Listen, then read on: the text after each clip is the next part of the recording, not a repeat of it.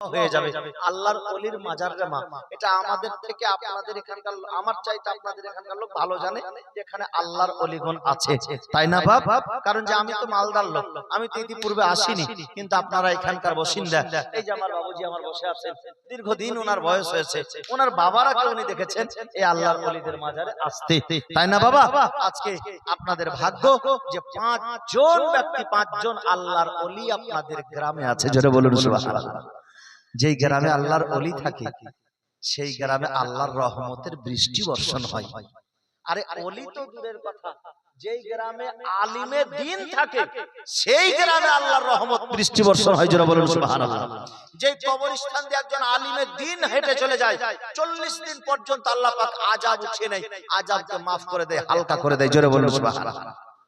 এই আল্লাহর ওলির মাজারে এসেছেন আপনারা, এই বাবুজি আমার দিয়েছে 100 টাকা, মাশাআল্লাহ, আলহামদুলিল্লাহ। বসেন বাবু, দেখেন বয়স কত হয়েছে কিন্তু 100 টাকা নিয়ে এসে দিয়েছে আল্লাহর ওলির মাজারে। বিরাদারিন ইসলাম, তো কেউ যদি দেবেন তো দেন, হ্যাঁ, লোক সংখ্যা কম। তবে যে কথা বলছি বাপ একটু শুনুন। এই যে উর্স সম্পর্কে বলছিলাম, তো উর্স নাম কা নরমাতিল উর্স, আল্লাহর নবীজি বলছেন সেই বান্দাকে বলে দেওয়া হবে ঘুমিয়ে যাও নতুন বধূর মতো, নতুন দুলহার মতো। উর্স মানে হচ্ছে দুলহা, উর্স মানে হচ্ছে বিবাহ, উর্স মানে হচ্ছে আনন্দ। নতুন দুলহার মতো ঘুমিয়ে যাও। তো সেই দিন তার ইন্তেকালের দিনটা ফারিস্তা তাকে কি বলছে? দুলহা বলছে, বলে না? দুলহা বলছে ফারিস্তা। আল্লাহর নবীজি বলতেছেন নাম কা নরমাতিল উরুস, এই কথাটি কে বলবে? ফারিস্তা বলবে ঘুমিয়ে যাও নতুন বধূর মতো, নতুন দুলহার মতো। যখন ঘুমিয়ে যাবে সে, তার ঘুম আর কখনো ভাঙবে না, তার ঘুম একেবারে কাল কিয়ামতের ময়দানে যেই দিন সিংহারে সুর ফোঁকা হবে, ইসরাফিল আলাইহিস সালাম যেদিন সিংহারে সুর ফুঁকবে সেই দিন শুধুমাত্র তার ঘুম ভাঙবে। জোরে বলুন সুবহানাল্লাহ। কেমন ঘুম ঘুমাবে একজন নতুন দুলহা? যখন ছেলে মেয়েদের আমরা বিয়ে দিই বা আমাদেরও বিয়ে হয়েছিল, দেখবেন সেই রাত্রিটি মনে হবে কত ছোট রাত্রি। হ্যাঁ, রাত্রে ঘুমালাম না, সকাল হয়ে গেল।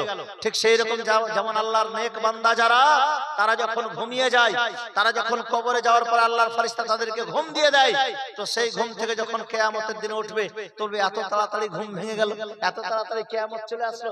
আল্লাহু আকবার। এই দেখেন বছরের পর বছর ঘুমিয়ে থেকেছে, আর কিয়ামত যখন আসবে তো বলবে এত তাড়াতাড়ি হয়ে গেল। ওয়াকিয়ানুস বাদশার যুগে আসহাবে কাহাফের লোকেরা নিজের গ্রাম ছেড়ে চলে গেছিলেন। কেন? ওয়াকিয়ানুস বাদশার জুলুমে, অত্যাচারে। যখন অত্যাচার করতে শুরু করলে, এটি কোরআনের মধ্যে আছে, আসহাবে কাহাফ সূরা কাহাফের মধ্যে বর্ণিত। সে আসহাবে কাহাফের লোকেরা যখন এলাকা ছেড়ে চলে যাচ্ছে ওয়াকিয়ানুস বাদশার অত্যাচারে, ওয়াকিয়ানুস বাদশার জুলুমে, তো তাদের সাথ ধরছে একটা কুকুর, যে কুকুরটির নাম হলো কিতমির। কি নাম? কিতমির। সেই কুকুরটি সাথ ধরছে। তো সে আল্লাহর ওলিগণ বলছে যে তুমি কোথায় যাবে? তুমি তো একটা কুকুর, তুমি তো, তোমার কাজ তো হলো ঘ্যাও ঘ্যাও করা, তুমি যদি যাও আমাদের সঙ্গে তবে তো আমরা ধরা পড়ে যাব। তারা কিন্তু চুরি করে সেখান থেকে চলে যাচ্ছে, মানে লুকিয়ে তারা পালিয়ে যাচ্ছে বাদশার জুলুমে।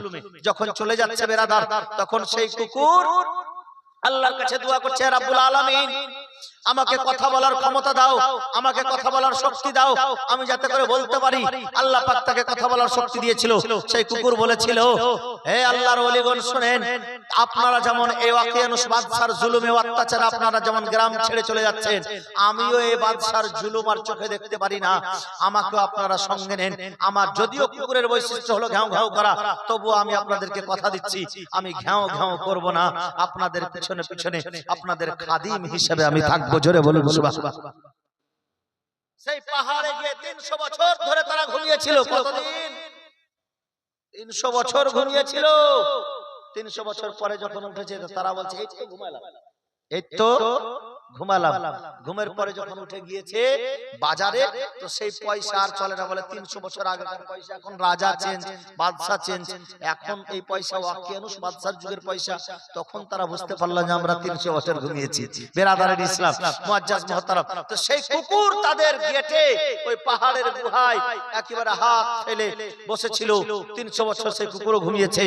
হাদিসে পাকের মধ্যে এসেছে, আমার নবীজি বলেছেন সেই আসহাবে কাহাফের কুকুর কিতমির একদিন জান্নাতে যাবে, একমাত্র তার কারণ হলো এটা, সে আল্লাহর ওলিদের সঙ্গী হয়েছিল। জোরে বলুন সুবহানাল্লাহ। আল্লাহ পাক বলেছেন, ইয়া আইয়ুহাল্লাযিনা আমানু তাকুল্লাহা ওয়া কুনু মা'আস সাদিকিন, হে ঈমানদার ব্যক্তিগণ, তোমরা আল্লাহকে দেখে ভয় করো এবং সত্যবাদীদের সঙ্গী হয়ে যাও। আমি আল্লাহর ভয়ের সময় কিন্তু বাপ নামাজের কথা উঠিয়েছিলাম, তাই না? তো যারাকে দেখে, নামাজকে দেখে যাদের ভয়, তারা উঠে পালিয়ে গেল। নামাজ আর কি পড়বো, এই মৌলভী সাহেব তো নামাজেরই বক্তব্য করবে।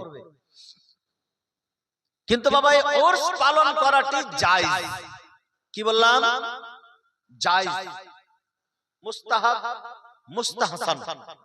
মুস্তাহাব, মুস্তাহসান, নফল কাজ। কি কাজ? ওয়াজিবও নয়, ফরজও নয়, নফল।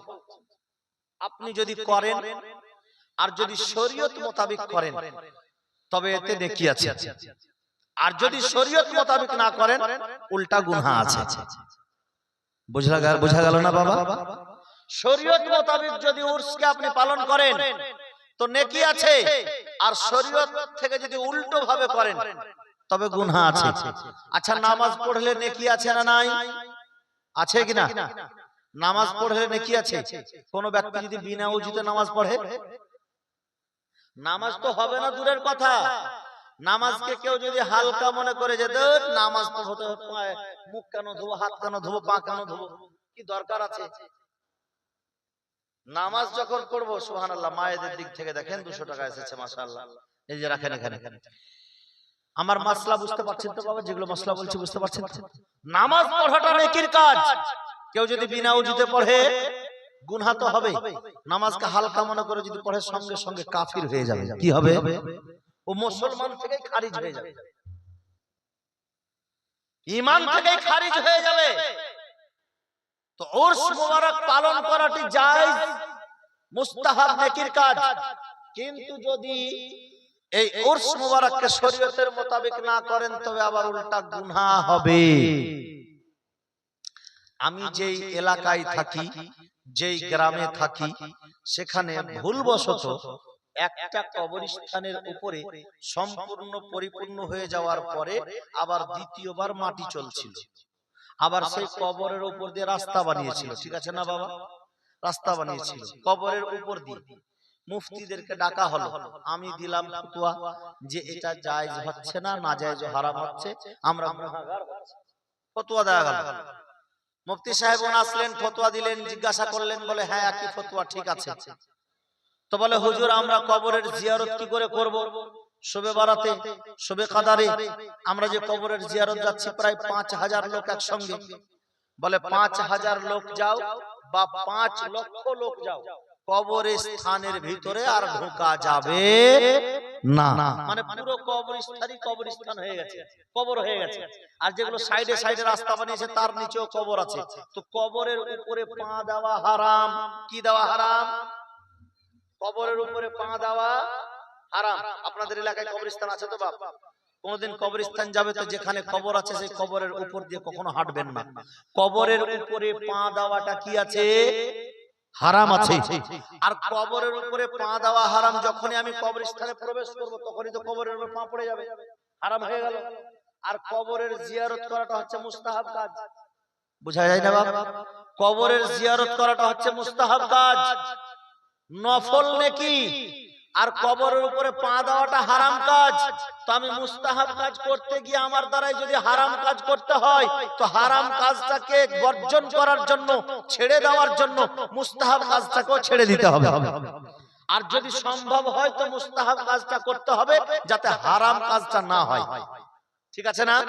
যাতে হারাম কাজটা না হয়। তো ঠিক সেই রকম ভাবে উরস পালন করা হচ্ছে মুস্তাহাব, উরস পালন করা হচ্ছে নফল, উরস পালন করা হচ্ছে মুস্তাহসান, উরস পালন করা হচ্ছে একটা ভালো কাজ, একটা নেকির কাজ। কিন্তু উরস পালন করতে গিয়ে যদি কোনো হারাম কাজ হয়, যদি কোনো নাজায়েজ কাজ হয় তো সেই নাজায়েজ কাজটাকে বর্জন করতে হবে, নাজায়েজ কাজটাকে বাদ দিতে হবে, হারাম কাজটাকে বাদ দিতে হবে, হারাম কাজটাকে, নাজায়েজ কাজটাকে বাদ দিয়ে আপনাকে উরস পালন করতে হবে। যাতে নফল কাজ করতে গিয়ে হারাম কাজ করে না বসেন। কারণ নফল কাজ যদি না করেন আপনার গুনাহ হবে না, নফল কাজ যদি না করেন আপনার কিয়ামতের ময়দানে জিজ্ঞাসা করা হবে না, নফল কাজ যদি না করেন কবরে তার হিসাব নেওয়া হবে না, নফল কাজ যদি না করেন আপনার নামায়ে আমলে গুনাহ লেখা হবে না। কিন্তু যদি আপনি হারাম কাজ করেন সেই হারাম কাজ আপনার নামায়ে আমলে লেখা হবে। যদি হারাম কাজ করেন হারাম কাজটা কিয়ামতের ময়দানে আপনাকে দাঁড়িপাল্লায় হিসাব দিতে হবে।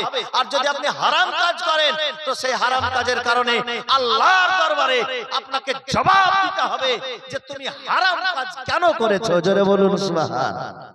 বুঝা গেল না বাবা? তা আমরা উরস পালন করব জায়েজ পদ্ধতিতে, না লাগাবো মেলা, না লাগাবো ঠেলা। তবে উরস পালন করা জায়েজ কি পদ্ধতি জিজ্ঞাসা করতে পারেন মাওলানা সাহেব, উরস পালন করার যে জায়েজ পদ্ধতি আছে সেই পদ্ধতিটা কি? উরস পালন করার জায়েজ পদ্ধতি হচ্ছে এটাই। বুজুর্গানে দিন, আইম্মায়ে কেরাম, ফুকাহায়ে কেরাম যে পদ্ধতি আমাদেরকে দিয়েছেন, শুধু আজকের বলে নয়, এটা আমার কথা বলে নয়, এটা পূর্বপুরুষদের কথা থেকে নিয়ে, ফতোয়া থেকে নিয়ে, ইজমা থেকে নিয়ে, ফতোয়া পর্যন্ত, কিয়াস পর্যন্ত সব জায়গার সব উলামায়ে কেরামের ফতোয়া হচ্ছে এটাই যে উরস পালন করতে হবে। উরসের যে দিন সেই দিন তুমি কোরআনের তেলাওয়াত করো, উরসের যে দিন সেই দিনে কোরআনের তেলাওয়াত করাও, উরসের যে দিন সেই দিনে তুমি ওয়াজ মাহফিল লাগাও, উরসের যে দিন সেই দিন তুমি জালসা মুনাকিদ করতে পারো, উরসের যে দিন সেই দিন তুমি নাত শরীফ পড়াতে পারো, উরসের যে দিন সেই দিন সে কোরআন হাদিসের আলোচক ডেকে এনে আলোচনা করতে পারো, উরসের যে দিন সেই দিন কবরের জিয়ারত, উরস মুবারকের ওই যে কবর যার কবরের উরস হবে তার কবরের জিয়ারত করতে পারো, উরসের যে দিন সেই দিনে দুয়ার মাহফিল করতে পারো। আর দুয়ার মাহফিল করে উরস পালন করে সেই উরসের ইসালে সওয়াবটুকু সেই আল্লাহর ওলির কবরে বখশাইশ করতে পারো আর তার ওসিলা দিয়ে নিজের গুনার মাগফিরাত চাইতে পারো। জোরে বলুন সুবহানাল্লাহ। এটা হচ্ছে উরস পালন করার পদ্ধতি। আজকে যে আপনারা জলসা করছেন এই জলসাটা আপনাদের হচ্ছে উরস পালন করার পদ্ধতি। ঠিক আছে না বাবা? আর এর চাইতে বেশি করা যাবে না, এর চাইতে বেশি করা যাবে না, এর চাইতে বেশি করলেই নাজায়েজ ও হারামে চলে যাবে। বেরাদারিন ইসলাম মুআজ্জাজ মুহতারাম, আর যখনই আপনি নাজায়েজ ও হারামে চলে গেলেন তখনই কিন্তু আপনাদের গুনহার পাল্লা ভারী হয়ে গেল। আচ্ছা একটা কথা বলুন তো বাবা, এই যে আল্লাহর ওলি পাঁচজন আল্লাহর ওলি, তার জন্য এদের পাঁচ পীর নাম রাখা হয়েছে না বাবা? পাঁচ পীর এই জন্যই নাম যে পাঁচজন আল্লাহর ওলি, পাঁচজন পীর। এই পাঁচজন পীর আল্লাহর ওলি সুফি এরা যে আছেন এদের কবরের জিয়ারত করলে নেকি হবে না গুনাহ হবে? কি হবে গো বাবা? নেকি হবে। এর কবরের পাশে এসে বসে যদি আপনি তেলাওয়াত করেন তো নেকি হবে না গুনাহ হবে? নেকি হবে।